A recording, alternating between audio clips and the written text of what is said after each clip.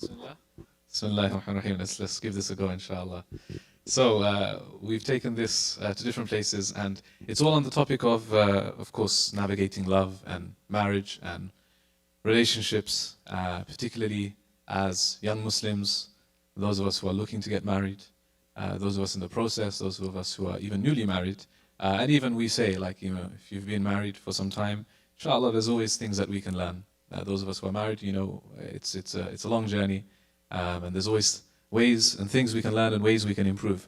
I think it's important for me to get an idea, if you don't mind, that is, just to get an idea of the demographic in the room, to see what kind of audience we have. So if you wouldn't mind putting your hand up if you are married, just so I know how many people in this room are already married, if that's okay. Okay, inshallah. So a good percentage.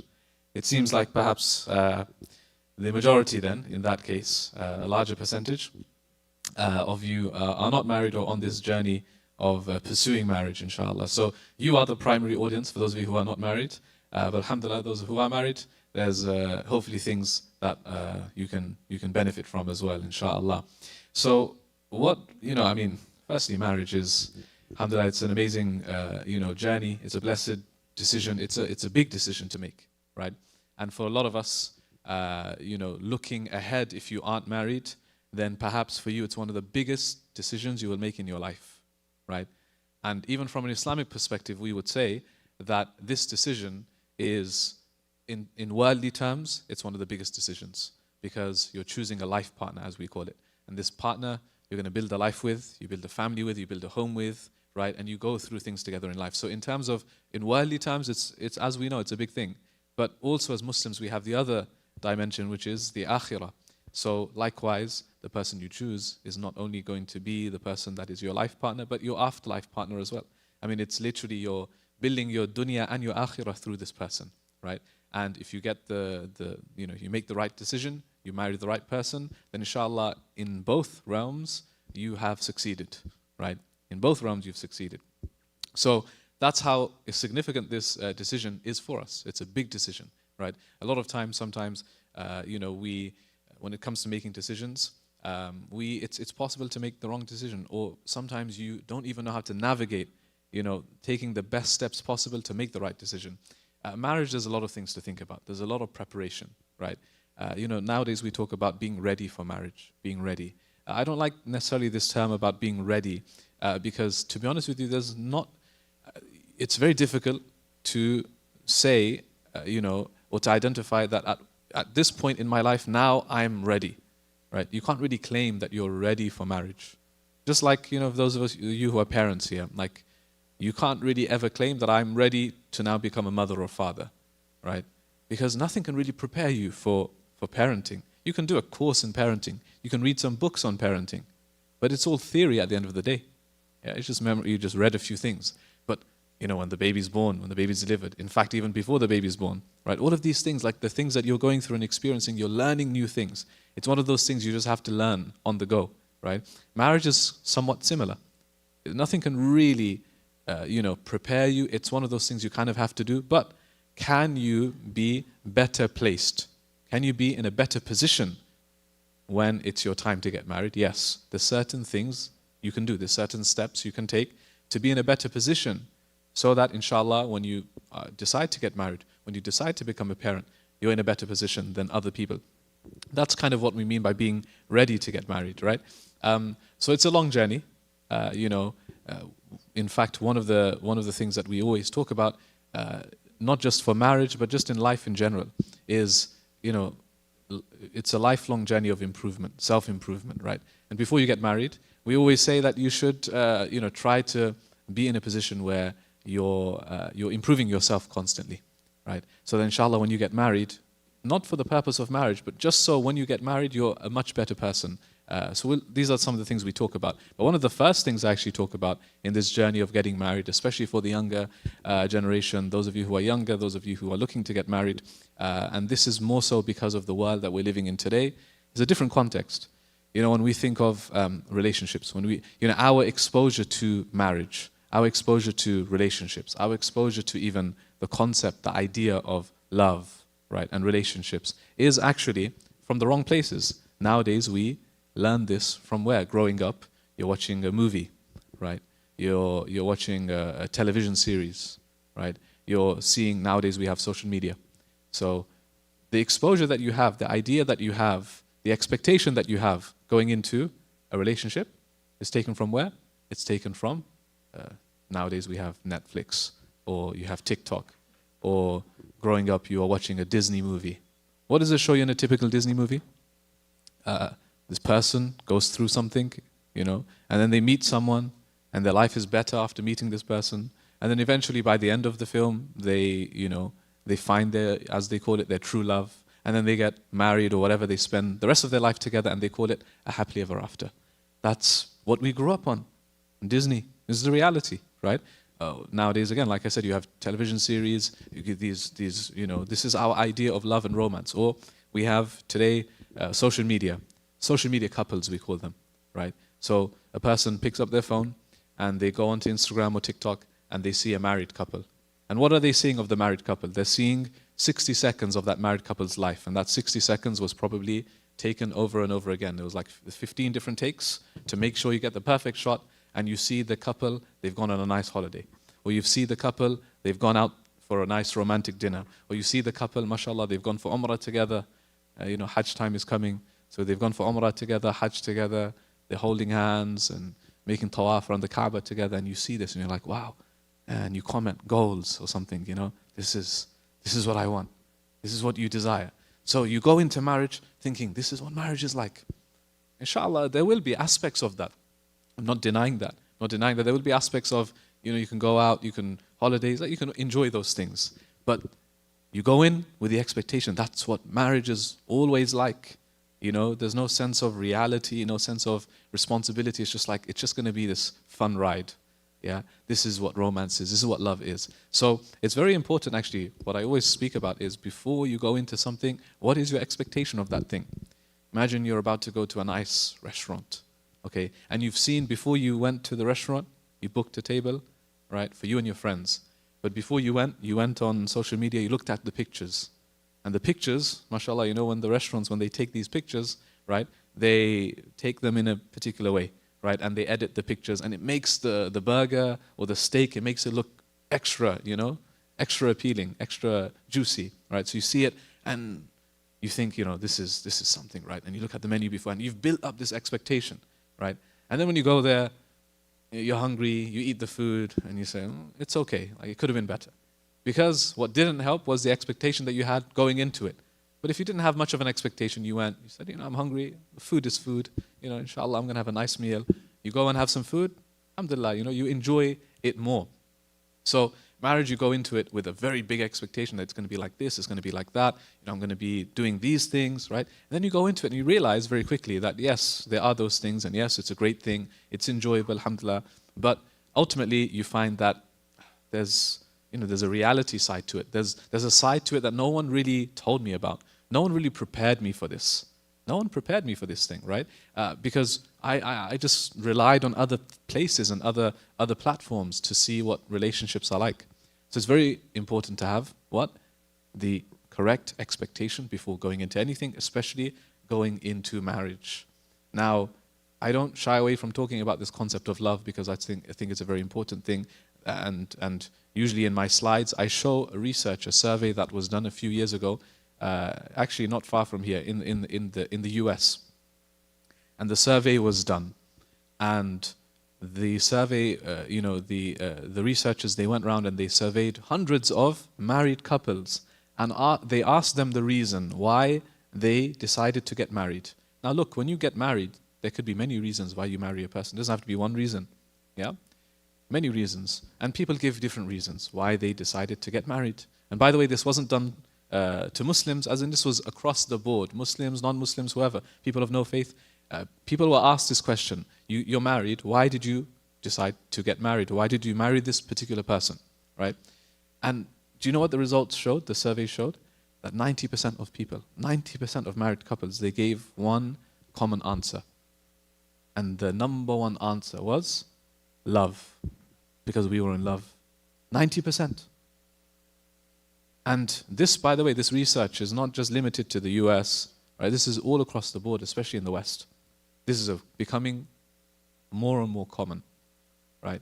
And as someone who, back in the UK, I work very heavily in this marriage space with many couples, especially when it comes to preparing couples to get married and officiating the nikah ceremony. Alhamdulillah, I've done more than 600 ceremonies, working with hundreds of couples. So what I've done is I've kept a very close eye on the couples and the common questions that they have, the common pitfalls, the common issues that they face. Even further down the line, after they get married, they may come back and ask certain questions and so on. So I've kept a common eye on these different trends. And I'm finding that this trend is one of them. That people are getting married, and what is the main reason for getting married, or what is the primary basis for them getting married, is because of this idea that I've fallen in love with someone. And, I've decided to commit to them. Yeah, let's get married. Why? Because I feel this way. Again, all of this, right? We've been conditioned, right, to believe this is what love is, right? Now look, on paper, some of you may say 90% of people said they get married because of love. That's not a bad thing, because why? It sounds like a good thing. Love is a good thing. It's a positive thing. We always talk about having more love, and isn't that a good thing? But we're not saying love itself is a bad thing, right? Love in general. It's an emotion, it's a feeling. Even in Islam, when it comes to feelings, when it comes to emotions, right?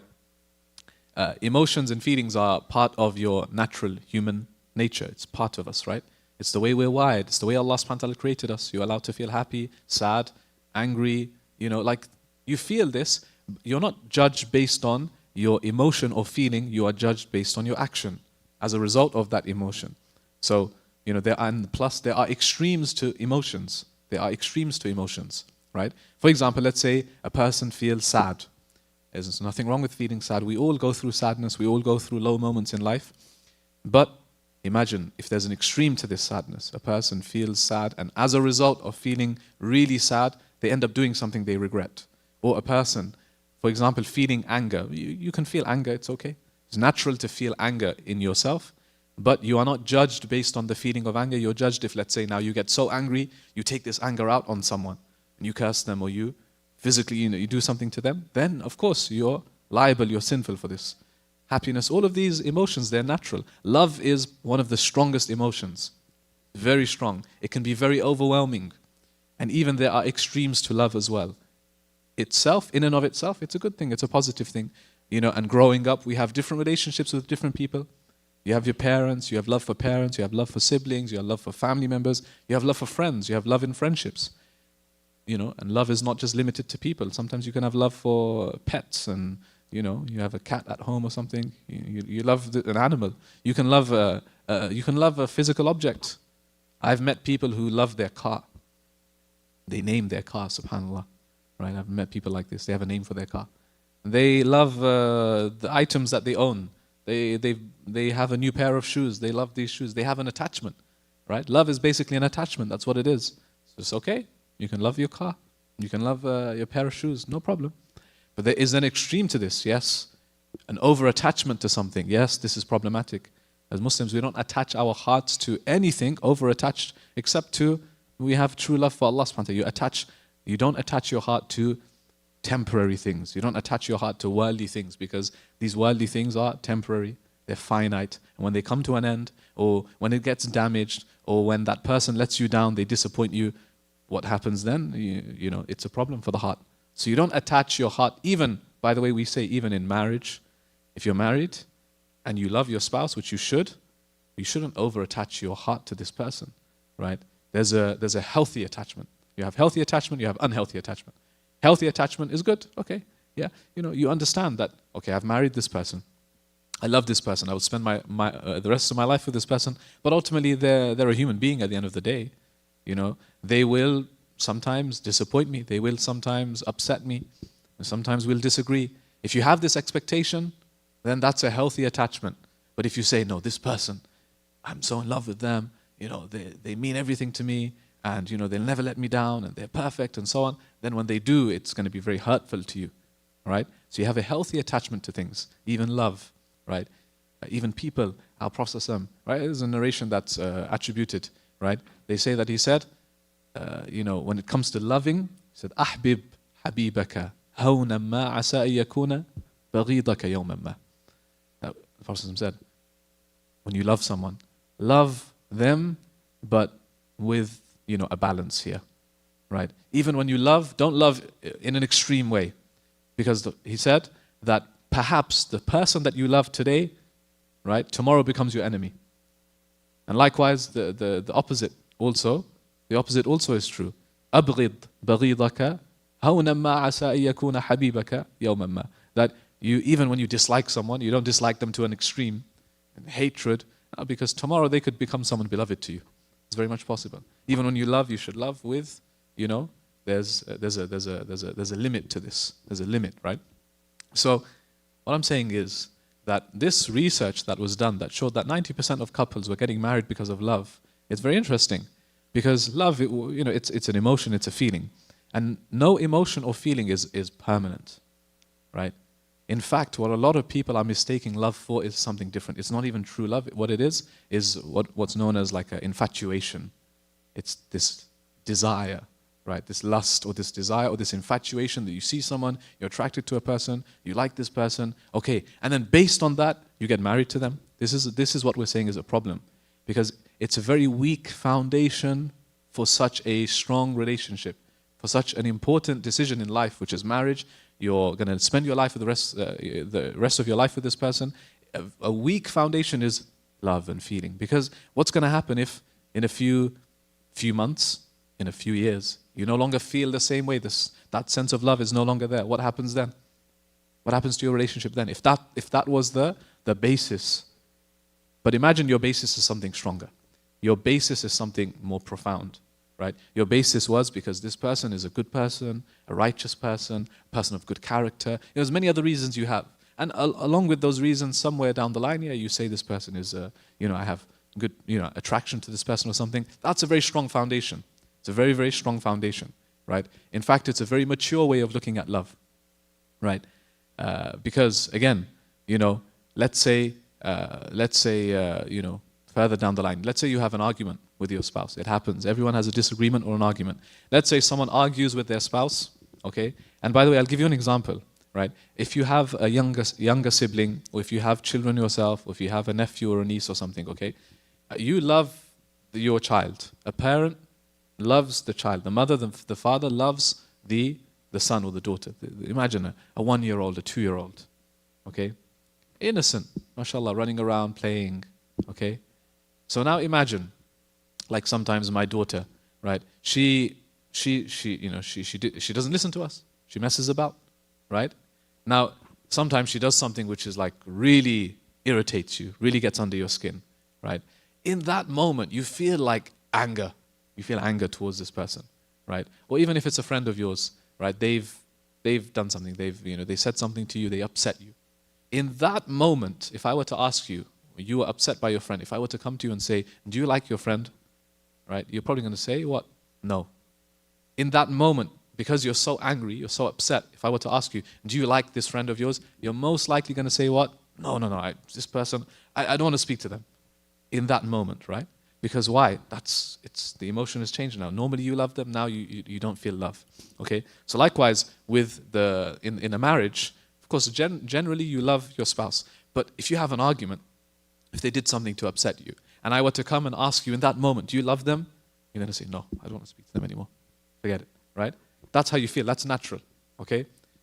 But remember, the reason why you're then going to continue and then, make things up and, the reason why you're going to do that is not purely because of love for each other. Because I just asked you in that moment, do you love them? You said no. So it's not really because of love for them in that point. There's something bigger. There's a bigger picture here to marriage, right? And as Muslims, we'd say you're doing it because actually you love Allah.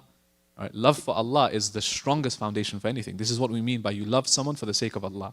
What does that mean? Loving someone for the sake of Allah subhanahu wa ta'ala is stronger than me just having love for you, like as a person. Because when I love you for the sake of Allah, even if you've upset me, even if you've betrayed my trust, right? I will forgive. Why am I forgiving for? Not because of you, because right now I don't actually like you, but because Allah subhanahu wa ta'ala wants me to forgive. It's better for me to have mercy. It's better for me to forgive and overlook and move on. That's what Islam teaches us. That's love for the sake of Allah. In marriage, your love for that person, of course, is natural, it's there. But a stronger foundation, even in marriage, is to love your spouse for the sake of Allah. So if you argue and you fall out and you disagree, what brings you back together is because Allah subhanahu wa ta'ala wants us to be together. This is, Allah subhanahu wa ta'ala wants us to mediate, wants us to make things up, wants us to have a closer relationship, doesn't want the family, the home to be broken. That's really what it is, right? That's the best and the strongest foundation. That's the strongest foundation. So love is a temporary feeling, right? So for you to marry someone based on just love is a very weak foundation. So we'll talk about what is the foundation then? What should you marry for? Because if it's not just for love, right, then there must be other reasons. Okay? It's like under love, by the way, because I've spoken to many people, as I said, many couples, right? And for example, I spoke to a brother once and I said, okay, you're looking to get married, okay? Of course, in Islam, we believe even when you're getting married, attraction is an important thing. Yeah, even the Prophet mentions it in a hadith. Attraction that you feel to the other person, it's important that you feel some attraction. You shouldn't get married to someone you're not even interested in. It's important, right?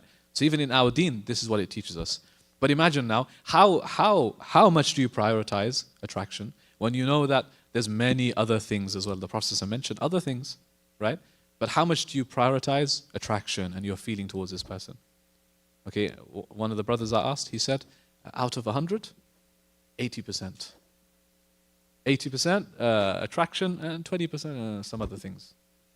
SubhanAllah, this is 80%? What is this, right? Too much, right? It's too much. It's because this thing is not even a permanent thing. This thing you're not going to see forever. Like looks and attraction, it's not exactly the same all the time. So you're making a decision 80% based on that. Doesn't make any sense, right? You have to have a stronger foundation. But is it still important? Yes, I'm not saying that it's zero, but okay, let's say 20%, the other way around. 20% you based it on a person, an attraction and these things. Okay, fine. Now you have still 80%. That's the important part. That's the foundation. So we're not saying it's not important, everyone. We're saying that don't over-prioritize things that aren't as important. Does that make sense? Right? It's like if I asked you, imagine you're going to university, right? And I asked you, oh, so mashallah, you're going to this university. Why did you choose this university for? And imagine your answer to me is, oh, because, in the campus of the university, the reason why I chose to study here is because they have a Shelby's, shawarma. So I wanted to make sure that I go and I can have shawarma every single day. What would I say to you? What would anybody say to you if they heard this answer? That the reason why you chose to study in a university is because they have a Shelby's, a shawarma place, or they have something that you'd say this is foolish. How could you make a decision based on that? You're supposed to look at the course that you're studying, the reputation of the university. These are more important. This is a bonus. Having a shawarma shop there is a bonus. So imagine you're getting married and you're looking at all of these other things, but you're ignoring the most important things. The most important things. It's almost like that, right? So what are you prioritizing then? We know that one of the most important things in Islam, and by the way, even like Western research and these things has shown this, it's very important in any relationship, and that is your compatibility. Your compatibility with a person. Your long-term compatibility. Compatibility is the long-term, right? And do you know what the short-term is? There's another term for this. It's called chemistry. Chemistry is what everyone today, they base their decision on. Chemistry. How does this person feel? How does this person make me feel right now? Or this is short-term. Chemistry can be built on. Chemistry can be developed over time. But compatibility, this is not something that you can just build over time. Compatibility is the foundation. It has to be there from before. And you have compatibility in different areas. So you look at this person. Are we even compatible? Do we work? Right? Let's say in terms of what we want from this marriage, what we want in life, what are the values that we hold. Values are very important for individuals. Values are usually things that you don't compromise on.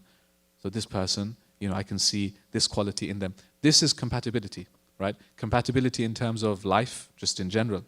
What if this person travels to different countries all the time and you work in this area and you can't, most of the time they're going to be away traveling. Are you compatible? No. The answer is no. Just in life, in terms of career, in terms of all of these things, you're not compatible, right? It's very difficult to make that work. Why would you then marry someone who you're never going to see? So you want to find an area of compatibility. For some people, compatibility in terms of culture, right? For some people, it's compatibility in terms of family. For some people, it's compatibility. For us, definitely in terms of one's deen, right? Your religious commitment, you should be compatible in this area, right? So these are the things that we're looking at in a person that we're looking to marry. This is a stronger foundation. So imagine now you've chosen to marry someone based on the fact that they are a good person, they have good character, you're compatible in the main areas, right? You work, you're compatible in these different areas. And then of course, at the same time, you add the other reasons, attraction and the feeling and so on. Fine, that's great. That's the better way to look at it. You have to have a strong foundation for marriage, a strong foundation going into it, right? So this is what we mentioned as part of that kind of preparation phase. You're going into something, you should know what you're looking for.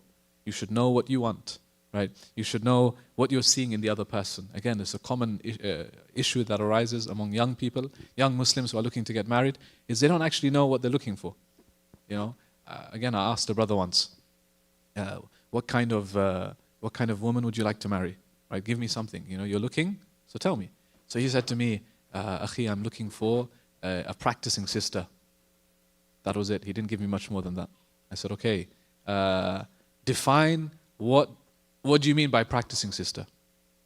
Because for one person, practicing might mean they pray 5 times salah, they pray 5 times a day or something. For someone else, practicing might mean, I don't know, they're studying Quran and they attend the masjid regularly. I don't know. You tell me, what does practicing mean to you? Right? Because practicing is just a term that everybody uses. And he couldn't answer the question. He couldn't actually tell me what he wants. He just gave me a very generic answer. I'm looking for a practicing. So the problem with the brother was he didn't even know what he was looking for. He's looking to get married, but he didn't even know what he wanted. So at least you should know, have a basic criteria, right? You know what kind of person you're looking for, what kind of things that you want to see in this person. Okay, even if when it comes to deen, be a little bit more specific. Do a little exercise and see, okay, yeah, when I say I want to marry a religious person, what does that actually mean to me? Does it mean that they're praying? Does it mean that they're studying something? Does it mean that, what does that mean to you? And of course, you want to be compatible as well, right? You want to be looking for someone who's on a similar wavelength to you, or, maybe a level above you, but it shouldn't be so far apart. Where you're on one side, they're on the other side, that means you're not compatible even in terms of religion. And these things, areas of compatibility, these aren't things that you should necessarily compromise on. Because when you get married to this person and you're spending time together, then long term you will find that there's going to be a massive gap between you both. And it's going to cause some cracks, it's going to cause some frustration. Imagine you, mashallah, you pray 5 times a day, you come to the masjid and so on, right? And then the person you marry is not even praying. Now you might think initially, okay, that's fine, inshallah, let's get married, I'll make dua, hopefully they're going to see me praying, I'll wake them up for fajr, let's see how things go, right? And then over time you find that this person's still not praying. I thought I could change them, they're still not praying. It's going to cause naturally some cracks in your relationship. You're going to get frustrated, you're going to say something to them, they're going to say something back, they're going to be like, why are you forcing me for? You know what you married, this is what I was like, and I didn't say that I was going to, this is what happens. Because you want you're not on the same page in terms of religious commitment. You want to be on the same wavelength as someone, which is why when you're exploring this option of marrying this person, this is the important thing to ask about, right? These are the important things to inquire regarding, so that you're on the same page somewhat, right? So like I said, don't be so distant, even in terms of what you want in life. Sometimes you have to be specific, right? I remember there was a case once where this is a different context, but there were 2 people who were getting married, and one of them wanted to have children, really wanted to have children, not just one, but have a family, a big family. And the other one was not even interested in having children. But they decided to get married anyway, thinking that, we'll figure it out. And then, subhanAllah, after a couple of years, what happened is the one who wanted children now wants to have children. The other one's not interested. And now, over time, this is creating a massive problem. Big problem. Why? Because this is incompatibility. What you wanted in life, you can't just hope for the best. You can't just hope the person will change. There's a saying which is, and don't marry someone seeing them as a project to work on. Let me work on them. And over time, no, that's not. You marry the person for who they are, not necessarily just for their potential, right? Yeah, potential is different. If you can see they're working towards that thing, that's different. Not like they're not doing it anyway. It's like a job interview, right? You have the interviewer and you have the person who's coming for the interview. And it's a job and you need certain skills for the job. And if the interviewer sees that this person has none of the skills, why would they employ this man or woman for the job? But if they see, okay, I can see you're working, you're hardworking, you have certain ethics, you're working towards these things, maybe you have potential. But you don't marry someone just based on their potential. Oh, inshallah, maybe in the future, maybe there's too many variables here. You marry someone based on who they are now. And yes, can people change? Can people develop over time? Yes, definitely. People do, right? But you don't bank on that, right? You don't just marry someone based on the potential. So you want to see what stage are they at now, right? And are we compatible right now? That's the most important thing. So compatibility is one of the most important things that you're going to look at, right? The other question, by the way, and again, it's a very practical thing to think about, right? And I want you to think about this.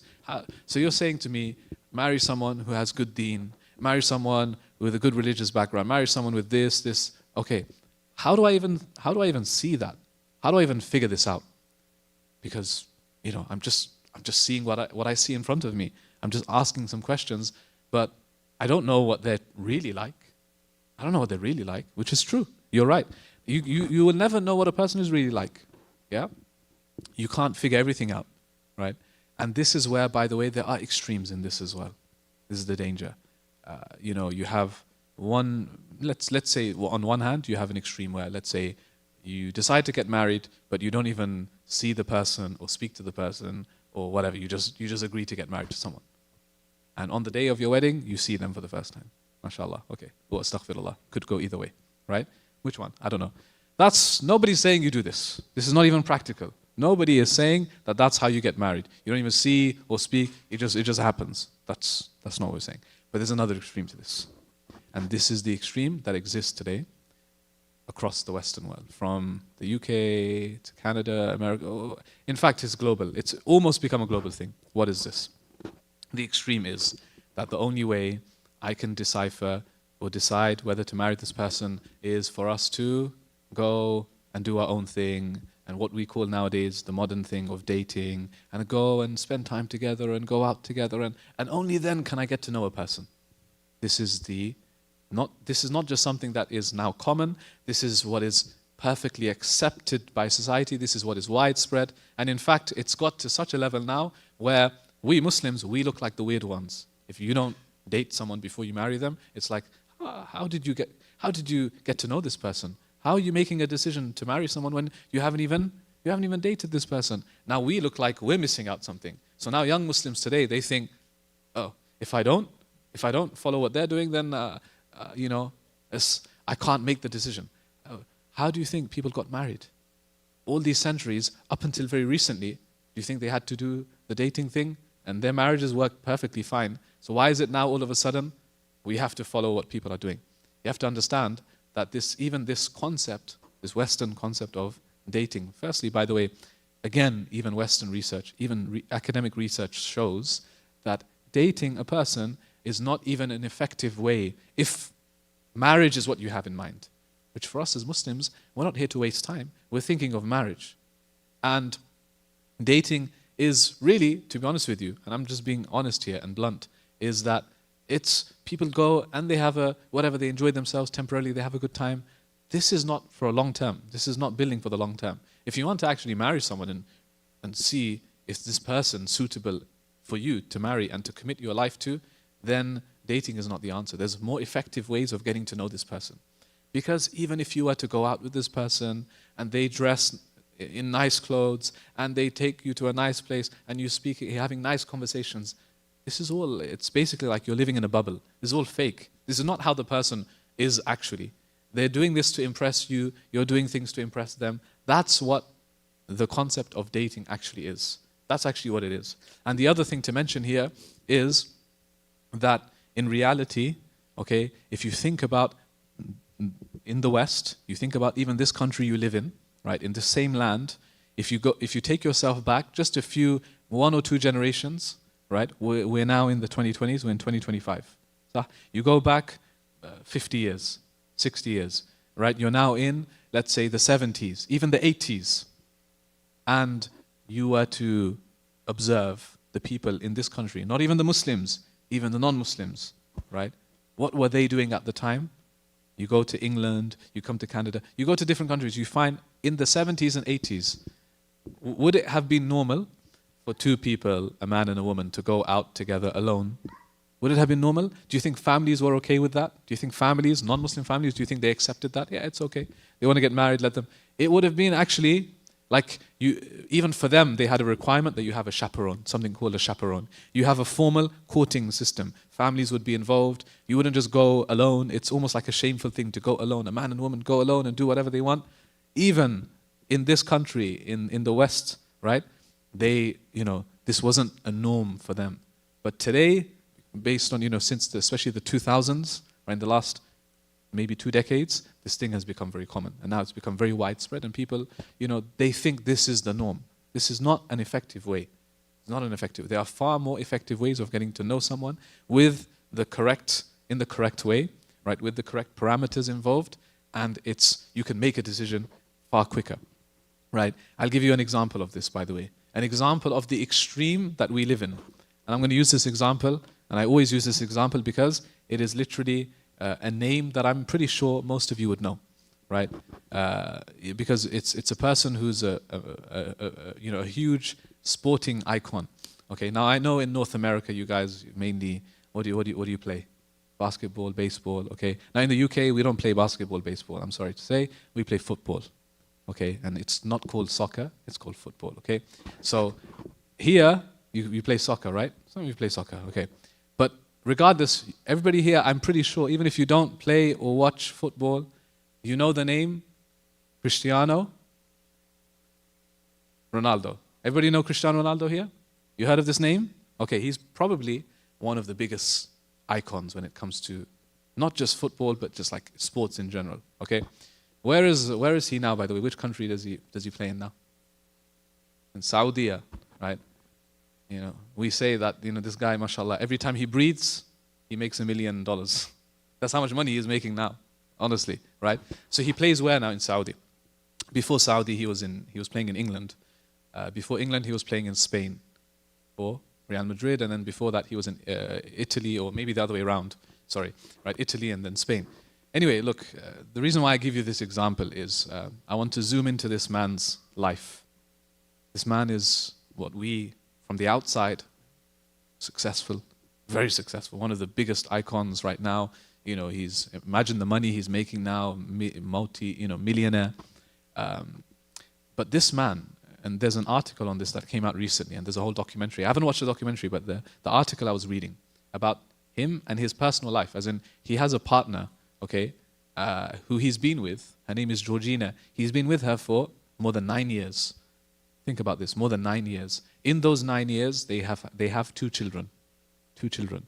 Now, before this relationship he had another 3 children from another person. So basically, this woman is also the stepmother to 3 children of his. So in total, they have 5 children, right? 5 children. So they live together. They have 5 children, and they now live in Saudi. Before that, they lived in different countries. 9 years. 9 years is a long time. Almost 1 decade they've been together. But guess what? They're not married. Cristiano Ronaldo and his partner, they're not married. Just listen to this, okay? So the article I was reading was interviewing them, asking them why. Why are they not married for? So they asked, firstly, the woman, right, his partner, Georgina, asked her, why are you not married for? And usually the woman is like ready to get married. Okay, that's usually what the case is. So she basically said, yeah, my friends, they tease me, they say, why are you not married yet? Why hasn't he proposed to you? Why hasn't he asked you the question for? I'm just waiting, basically. She's basically saying, I'm waiting. I'm ready to get married. So then they asked Cristiano Ronaldo, they asked the player, he said, why haven't you proposed to her yet? And listen to this answer. I want you to listen very carefully. He said, right, and I quote, he said, we are going to get married. We will get married. It could be this year. It could be next year. It could be in future. But listen what he said. He said, but we haven't felt the click yet. We haven't got the click yet. That's why we haven't got married. When I read this, Ajib, you have been with this woman for nearly 10 years of your life. You have children. You have moved to different countries together. You've lived life together. You have so much success together. And this man is saying what? He hasn't felt a click with this. If you haven't felt a click at this point, when are you ever going to feel a click? What does that even mean, feeling a click? And the reason why I give you this example, brothers and sisters, is because this is literally the extreme we live in today. That a person can live with a person, travel with them, have even children with them. Right? Of course, these people aren't our examples, but I'm just saying, and then they're still not marrying because there's something missing. There's a click. What does this even mean? So for us as Muslims, we have to look at these examples and think, this is an extreme. And there must be a more practical way of going about things. I don't need to know someone for years and years and years to then decide to marry. How do people get married, right? Do I have to know them for 1 year, 2 years, 3 years and study them and know everything about their life? Any decision you make in life, marriage or otherwise, a major decision that you're about to make, you have to understand something, that none of us know the future. None of us know what the future holds, correct? You don't know what the future holds. If you have, let's say you've got a new job, you applied for a new job, and then you quit your current job and you left and you went, now who's to say, even if this new job, you have a better salary, whatever, it looks better, okay? But can you guarantee that by you taking this new job, it is going to work out for you? That you're going to be successful, that you're going to be happy? No, there's many people who take on a new job, even if they get paid more, and they're less happy than they were before, or it doesn't work out for them, or they leave the company within a few months. You don't know, but you did what you could, right? Similarly, let's use a lesser example. Let's use the example of you're buying a new car. Okay, you're buying what? A new car. Okay, now before you buy a car, listen, this is not what you do, right? Let me give you this example. Let's say you saw an advertisement for a new car. And the car, it looked good. In the picture, it's a nice car. So, and you looked at the price, okay, it's whatever, $20,000. Okay, and what do? You ring the person, yeah, hello, yeah, I'm interested in buying your car. I'm going to pick it up tomorrow. I'm going to pay you $20,000. Nobody does this. It's a foolish thing to do. You just see a picture. You haven't even seen the car yet. You just saw the picture and you said, "Halas, I'm buying it. In fact, you want the money now? I'll give you the money now, no problem." And then you go and then you see the car. Nobody does this. What do? Right? You take your time a little bit. You go and see the car. You inspect the car. You check the service history of the car. Or you speak to the owner. You ask questions. Okay, is there, you do some research, right? Maybe sometimes you take your friend with you. You have a second opinion on this as well. Okay? And then eventually you make the decision to buy the car. You take your time a little bit, right? You do what you can, because you've done. But again, even after you've done those steps, is there any guarantee that the car is going to work out for you? Is there any guarantee? No, you don't know. Like you've done the checks, looked at the history, you've got a second opinion, you've spoken to the person, you've looked at the car yourself, you've inspected it, you've taken it for a test drive, and all of these things, okay? But there's still no guarantee. Within a few months, who knows? Even if it's a brand new car, there could be a problem. So you do it because, why did you buy the car? Because you did everything you could. And then you said Bismillah, and then you made the purchase. Correct? What I'm trying to get at here is with marriage, some people think that, there's a magical way of finding out whether the marriage is going to work out before they even get married. It's not possible. It's not possible.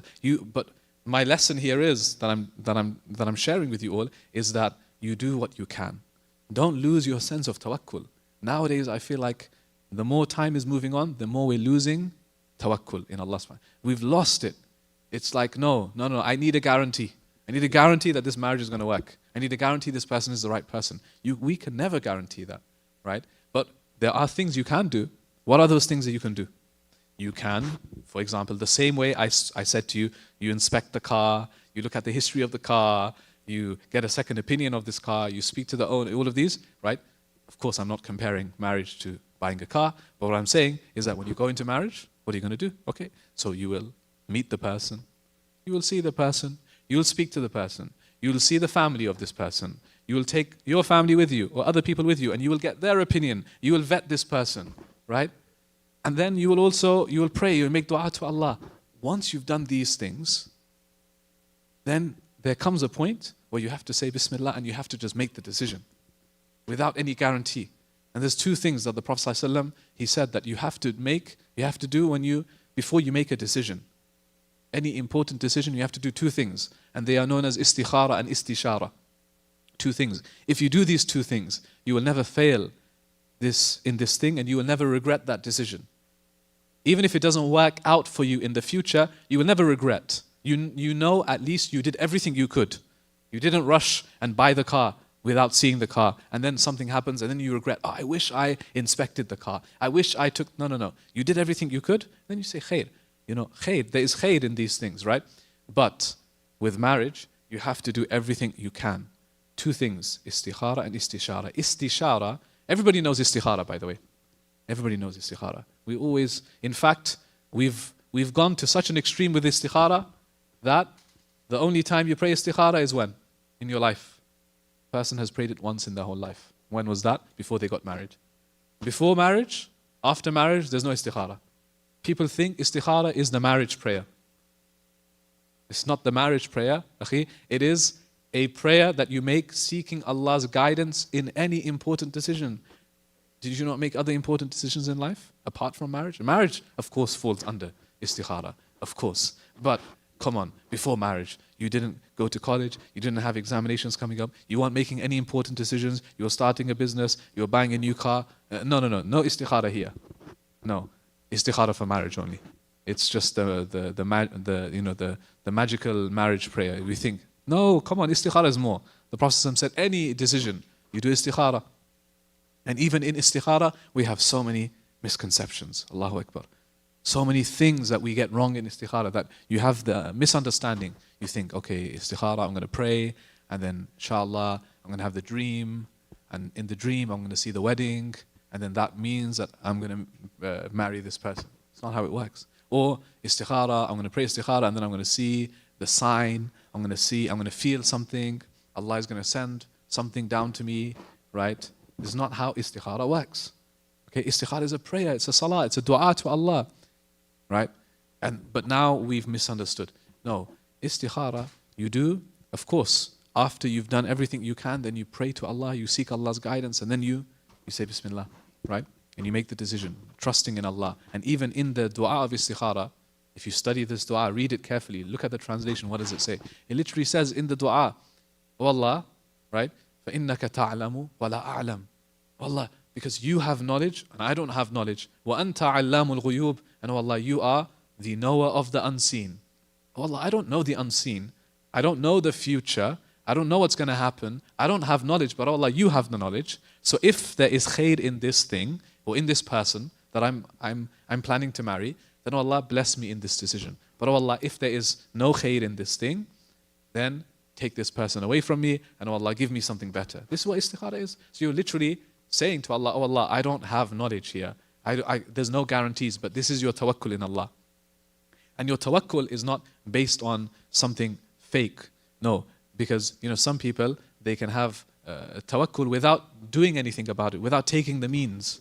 You have to take from the means. You have to do everything you can, and then you place like Allah subhanahu wa ta'ala says in the Quran, فَإِذَا عَزَمْتَ فَتَوَكَّلَ عَلَى اللَّهِ. When you have azm, when you are resolute, when you are determined in your decision, meaning you've done everything you possibly can, فَتَوَكَّلَ عَلَى اللَّهِ, then place your trust in Allah, your tawakkul in Allah. But you're missing the step before that. And part of the step for istikhara, right? And a funny story I'll share with you is a true story, that there was a brother who was looking to get married, and the person he was looking to marry, her name was Maryam. So he did istikhara, he made dua to Allah, oh Allah, if Maryam is good, then inshallah let me marry her. And then that night he went to the masjid for Isha prayer, and the Imam was reciting from Surah Maryam. And this brother, wallah, he had a big smile on his face. And he walked out from the masjid that day, and he looked in the sky and he said, Ya Allah, that's it. I'm marrying Maryam, that's it. That's my sign. Khalas, it's done. I don't care what anyone says now. She's the one for me, right? SubhanAllah, look at this. This is what we've made our istikhara into.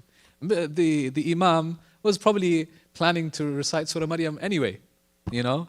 And this miskin, he comes and he thinks, oh, mashallah, Maryam, he's put these things together in his own mind. In his own mind, he's put it together.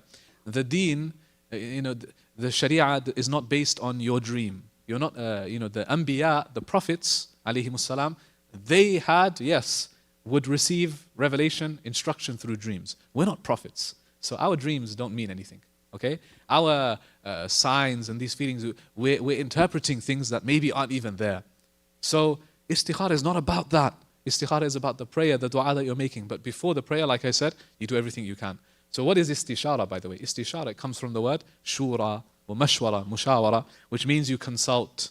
Imam al-Nawawi rahimahullah, he mentioned that when you consult with someone for istikhara, right, the person should be someone who has knowledge, who has experience, who has wisdom, someone who looks out for you, someone who knows you, someone who wants what's best for you.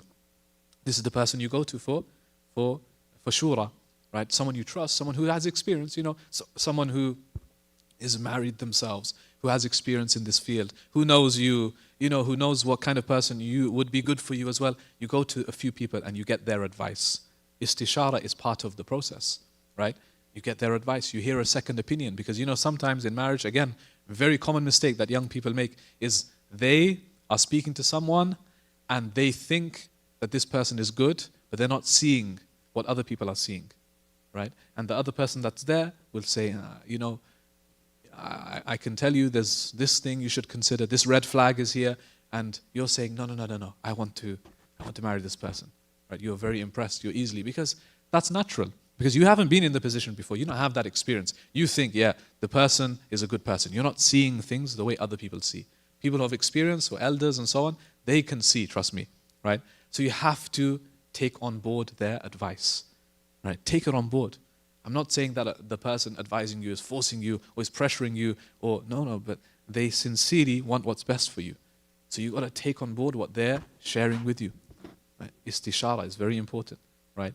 Shura is part of our deen. You've got to consult with those, involve them in this process as well, right? Like I said, you do the vetting, you involve other people, they vet for you, you vet, you ask the person the serious questions. Again, when you ask someone a question, it has to be the serious questions, okay? Not like I've seen before, people, they waste time. Okay, now you're speaking to someone, you want to marry this person. Okay, sister, what's your favorite color? What kind of question is this? Who cares what the favorite color is? All of these questions, they can come later. All of these, small talk and finding out about that's not important for marriage, right? What's important is, like we mentioned, the compatibility, the deen, the character, family, future. You want to ask these questions. And very quickly you can identify, if you do things properly and efficiently, right, you can actually figure out what this person is about. Instead of having a number of things going on for a long period of time, no, you can just be serious and have the conversations. And you can figure out a person, especially if you have other people with you. It's a joint process, right? So this is what you do. And then finally, once you've done all of these things, you've vetted, you've asked the questions, you've met the person, you've seen the family and so on, then you do your istikhara, you make dua to Allah, and then if you feel this person is a good person, right, then you decide to marry them. You start the process, right? If you feel, I don't know, I'm not too sure, or I don't think this person is the right person, alas, it's okay. You can just move on, right? There's no obligations here. You don't need to pressure yourself or think, but I don't want to do this process again with someone else. So I'll just marry this person. It's okay. I don't want to waste more time. No, you want to make sure you're making an informed decision. So there's a balance. This is what I'm saying, right? We spoke about the two extremes, and this is the balance where you do what you can, then you make dua to Allah, and then you say Bismillah, and you take the step. We call it a leap of faith. You can't guarantee the future, but inshallah you're making the right decision, right? So as we come to the end, inshallah, I'll open up the floor just for some brief Q&A as well, if there's any other questions you want to ask. But there's many other things we could share. By the way, usually what we do is we have like at least half a day seminar on this topic, and we go into detail and we have a workshop, and for me to summarize everything in 1 hour, it's very difficult, very difficult. So please do forgive me. But towards the end, the one thing I want to mention is something again that's ignored a lot when it comes to the conversation around marriage, and that is the discussion around self-awareness, right? Self-awareness before marriage. What do I mean by this? I mean that when you're looking to get married, every single time we talk from the perspective of what you are looking for in the other person. So of course, naturally, you want to marry someone who is the right person. You want to marry a good person. You want to marry a suitable person. But the question is, and this is a very difficult question to ask yourself, are you the right person to marry? Are you a good person for someone else to marry? Yeah, everybody's looking at the other person. Oh, I'm looking for this, I'm looking for that. You have a mashallah long list of criteria. Are you even anywhere near the level that you're looking for? This is the question. Like the saying goes, everybody's looking for the perfect spouse or a good spouse, but who's willing to become the perfect spouse and the right spouse? Remember, the same way you're looking for someone who's a good person, that person is also looking for a good person. And this is where the self-awareness comes in. And this is where I would say my one piece of advice to especially those who aren't married is that do this exercise and work on yourself. And wallahi, don't do this just for marriage. Do this in general. In general, as Muslims, we should be looking to improve, find ways to improve ourselves, right? Spiritually. Like, for example, no one here can say, even though we're sat in a masjid and we just prayed Salat al-Asr, no one here can say, mashallah, spiritually, I'm at the top. I've reached the peak. I can't get any better spiritually. No one can say. If you said this, then there's something wrong with you spiritually, actually, right? There's arrogance, in fact. To claim that you're better and there's no room for improvement is actually arrogance. It's a big red flag. So if you're looking to get married to someone and they say, mashallah, I'm a good person, I don't think I can there's a big red flag. Khalas, don't marry this person. No, you have to be willing to, like spiritually, yeah, of course there's things we can do. Can you improve the quality of your salah? Yeah. Can I pray more? Absolutely. Can I give more in charity? Yeah, there's lots of things. Spiritually, right? Self-awareness, right? But even personally, there's personal qualities that you may have. And some of these qualities, and by the way, this is why we say the most important qualities in marriage, and the Prophet mentioned this, is of course going to be the person's sense of deen.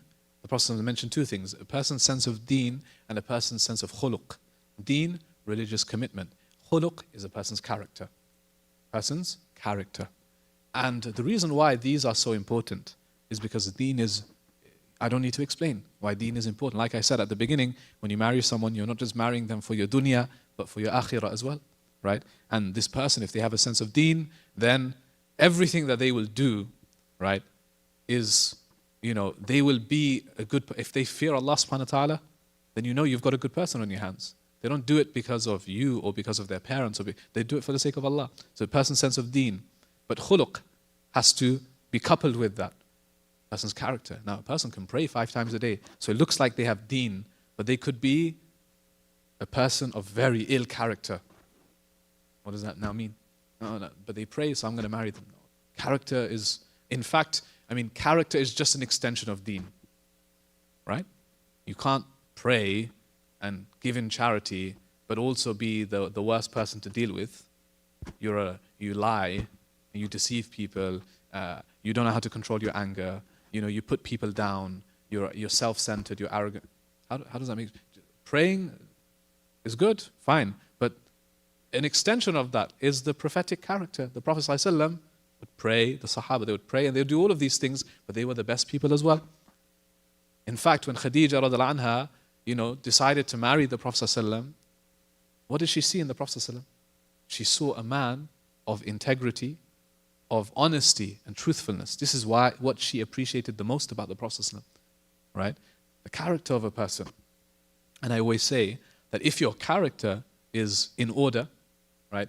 If you have good character, what does that mean? It means that the other person or you treat people well. And the person of character makes you feel good, respects you, treats you well. Because why? They genuinely have a good sense of character, right? Then this is all that matters at the end of the day. In any relationship, the thing that matters the most is how does that person make you feel? Do they treat you well? Do they respect you? Do they have good qualities? That's what counts at the end of the day. In marriage, you can have all of these other things. The person could make good amount of money. The person could be whatever. All of the other boxes are ticked. But if they don't have good character, then a few years in, you're living with this person, remember. Every day you have to see them and deal with them. You want to make sure this person is a good person, right? And this is why, firstly, I say that we think about ourselves. That am I a person of good sense of deen and character? Have I built myself to this level? I'm not talking about perfection, by the way. None of us are perfect. We all have weaknesses. We will have days, even when we're married, when we show, like we get upset, we do something, we will regret saying something, whatever. That will happen. But I'm saying, generally speaking, consistently, do you have a good sense of deen and character? Are you actively working towards bettering yourself in this regard? This is, for me, the most important exercise that a person can do. Even if you're already married, doesn't mean that you've made it now, because relationships can always be improved. Focus on these.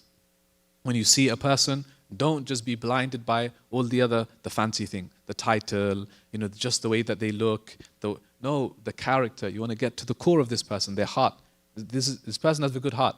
They're a trustworthy person, a person of integrity, a person who, let me give you an example. A person who can't control their anger, right? Person who can't control their anger. Person who has a temper, right? Then this is a problem, right? This is something that we need to work on. Because, wallahi, if you can't control your anger and you have a loose tongue and then you end up, you don't know how to treat someone when you get angry. We all get angry. We all get upset. But when you get married, there's going to be disagreements. There will be disagreements. There will be things that you disagree on. There will be some arguments sometimes, conflict. It's natural. Every marriage has this. But imagine every time you get into a disagreement, you lose your temper. You get angry. You start shouting. This is not a good quality to have. This is not prophetic either. So you want to work on this. You want to make sure you work on this yourself. If you have this, or in the other person before they get married, you want to make sure that this is something. Another quality might be, a negative trait might be that you are someone who is quite stubborn. If you ever disagree with someone, you can never accept that you are wrong. You always have to be right. You always have to have the last say. Even if you've made a mistake, you've done something wrong, you're too stubborn to admit it. You never apologize. You never own up to this is not a good quality to have. And when you get married, imagine if you do this with your spouse now. And you did something wrong, and now you're being too stubborn to admit it, and you don't apologize. How long will that argument last for? A long time, trust me. Days will go by, you're not speaking. Why? Because ultimately, you don't want to admit that you're wrong. You're too stubborn. Yeah, sometimes you have to, as we say, you have to really suppress your ego, right? You have to suppress the ego, put it to one side and say, you know what, I messed up, I'm wrong. And you just start over again. You just start over, right? Ego is a big thing. Ego gets in the way a lot in life, but especially in marriage. You have to sometimes, deflate the ego, put it to one side and just admit sometimes you make a mistake. Other days your spouse will also do something wrong. You just need to be accepting. You just need to realize where you go. This is just some examples I'm giving you.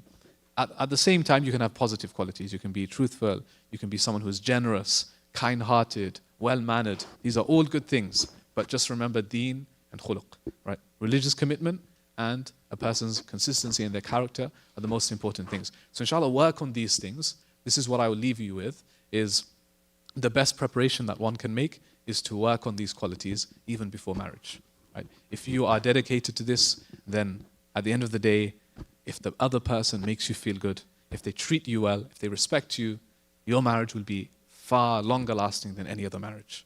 But if you can't respect the other person or treat them well, then this is something that will eat away at your relationship. So a few things, inshallah, to keep in mind. Of course, there are many things, as I mentioned, along the process, from before marriage to preparing, to eventually while you're speaking to this person, the questions that you ask, the steps that you take, there's many things. I apologize because, there's, it's too much to mention, and time is really limited. But inshallah, what we'll do is, to make it a little bit easier, we'll have just a few minutes of a brief Q&A. If anyone does have any questions, if there's anything that if I haven't addressed or you want to come back to that I reference, inshallah, you can ask, and we can take a few questions from the brothers and sisters. We have one from the brother that we'll start with, and then we'll come round. If you have any questions, inshallah, we can take before we wrap up the session, inshallah.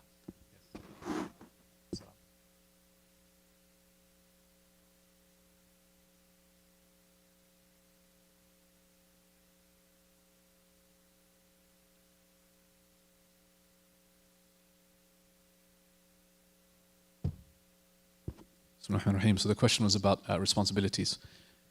Men's responsibilities, women's responsibilities, and so on, which, to be honest with you, is like another lecture in and of itself, of course. But firstly, I just want to say that I like how you mentioned the word responsibility, because it's perhaps one of the most important words. It's not just a word, of course, it's an action, right? When it comes to marriage. Because a lot of times what we speak about, I'm not saying it's a bad thing, before marriage, or what a person focuses on, is the rights. Yeah. So everybody wants and deserves to be given their rights. Their rights deserve to be fulfilled. Everyone wants their rights. The husband has rights, the wife has rights, children have rights, parents have, everyone has rights. And of course, we are all due rights, and we call it haqq or huquq, even in Arabic, that right deserves to be fulfilled. Absolutely. So you should know your rights, right? But I feel like we're living in a time now where we just focus on the rights, meaning that what I deserve, what I take from this, what do I get from this, as opposed to saying that, okay, yes, I deserve rights, but at the same time, there's something that I owe to this. I have to bring. There's certain things that I need to do. I need to commit to, and those are the responsibilities. And with every relationship, there is a responsibility on each party. And in a marriage, you have the woman, you have the man. Each party has responsibilities, a set of responsibilities that you should be aware of. And the way I look at it is, if everyone is focused on their responsibilities and they're pulling their weight and they're willing to give, then naturally, if both parties are willing to give and fulfill their individual responsibilities, then automatically and naturally what happens is the rights are fulfilled. Yeah. But if we're just looking at, okay, what am I owed? And you pick and choose when you give. This is not how things work, okay? And this is why I always mention the piece of advice that was given, one of the best pieces of advice on marriage that I heard, which is that marriage is not 50-50, which is unlike what perhaps you hear today, which is marriage is 50-50, 50% man, 50% woman. This is how it works. This is not what marriage actually is. Because when you say marriage is 50-50, what you're actually saying then is the limit, my personal limit, my capacity is 50%. And your limited capacity is 50%. So all you can give is 50.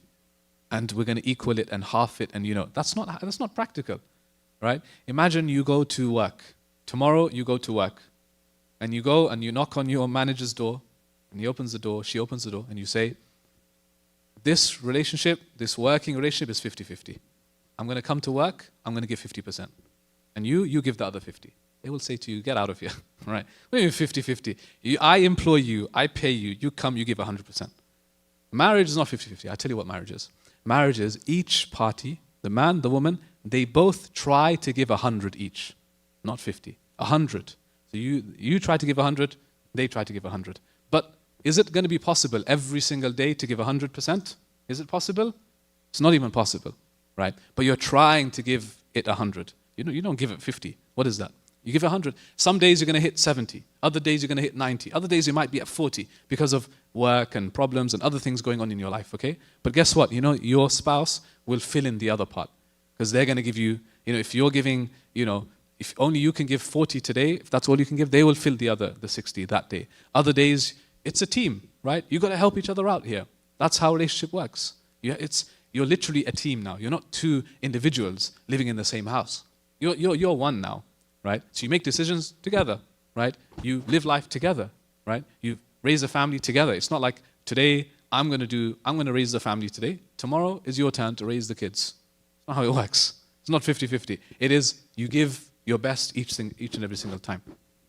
Now, what are the individual responsibilities? Of course, that's a different subject, which there's too many to go into. But I just want to leave you with that, which is just something more practical to think about, is you go into it giving your all, right? Of course, there's going to be a heightened sense of responsibility, right? Some, in certain contexts, some will have more responsibility, right? Generally, a lot of responsibility will fall on a man. And this is why, as a man going into marriage, you have to be willing to take on responsibility. And in fact, even before marriage, a sign that you're more ready to be married is that you already take responsibility on in your life. You already have a sense of taking on responsibility, taking on commitment, being a committed person, being someone who is independent and these things. This is a good sign. You don't want to marry someone, a man especially, who has no sense of responsibility. This is not a sign of maturity. So, but both, of course, have sets of responsibilities that you need to be willing to take on. Wallahu alam. Any other questions from anyone, inshallah? We can take a few in the short space of time that we have. Inshallah, anyone else have any questions? Feel free to ask, inshallah.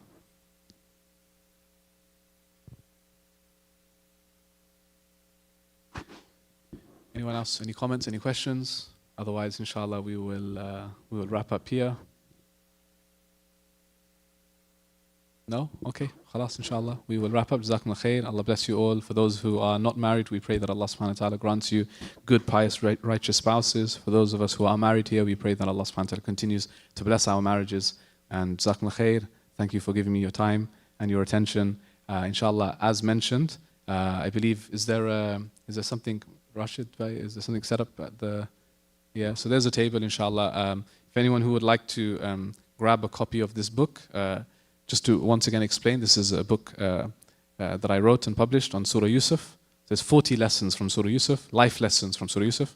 So a lot of things like patience, of course, tawakkul, getting through difficulties, many other aspects of life, dua, and optimism, and so on, forgiveness, many lessons here, inshallah. So if you'd like to purchase a copy through QR code, we're just going to be at the back in the next couple of minutes, inshallah. Jazakumullah khair. Assalamu alaikum wa rahmatullahi wa barakatuh.